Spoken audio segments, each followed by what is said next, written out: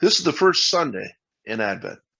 Advent is the beginning of the church calendar, our January 31st, you might say. What is the meaning of Advent?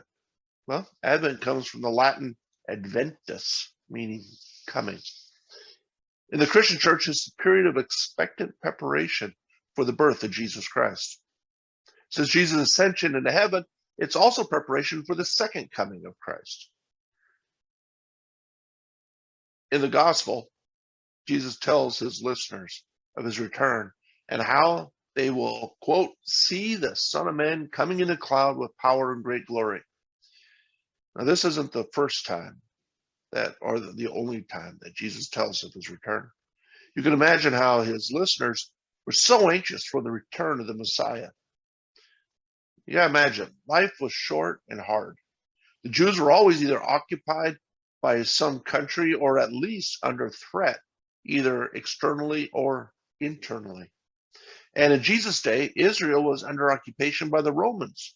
So you can see how Jesus' words would be such good news.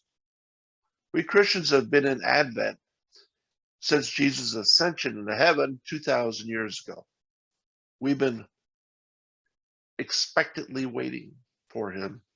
People have been trying to predict his return ever since. In a quick internet search, I found 173 past predictions since the first century. I'm sure there are hundreds of other lesser known predictions. We're actually currently under a prediction by a gentleman by the name of F. Kenton Bashore. He's a megachurch pastor in California who has predicted that Jesus will return by the end of this year.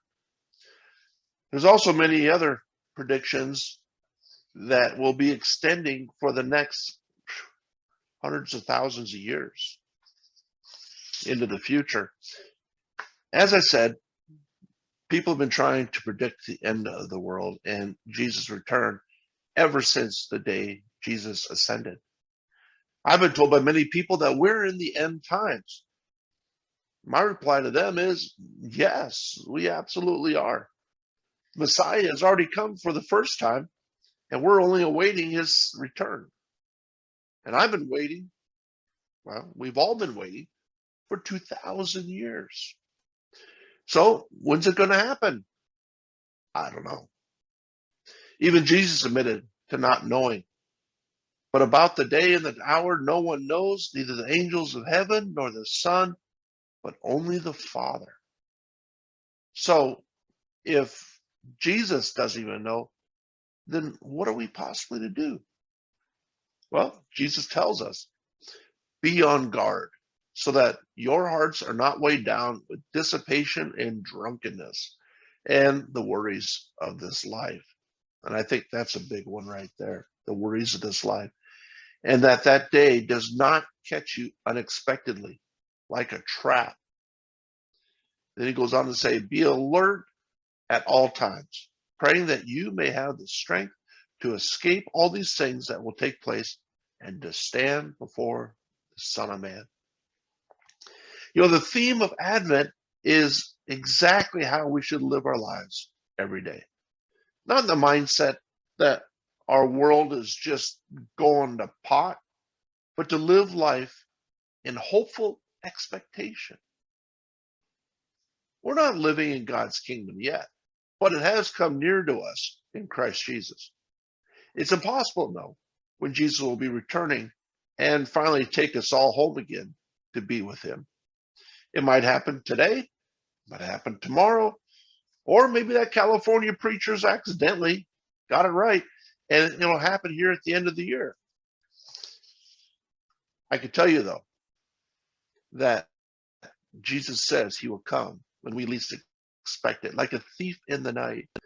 Predict whatever time that you think he's returning, and that's almost guaranteed not the time of his return.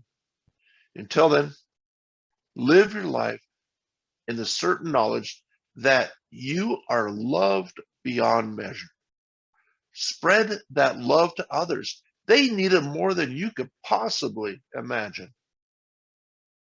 And live each day like this day is the day that Jesus comes back to take you home. Enjoy, in absolute joy and expectation.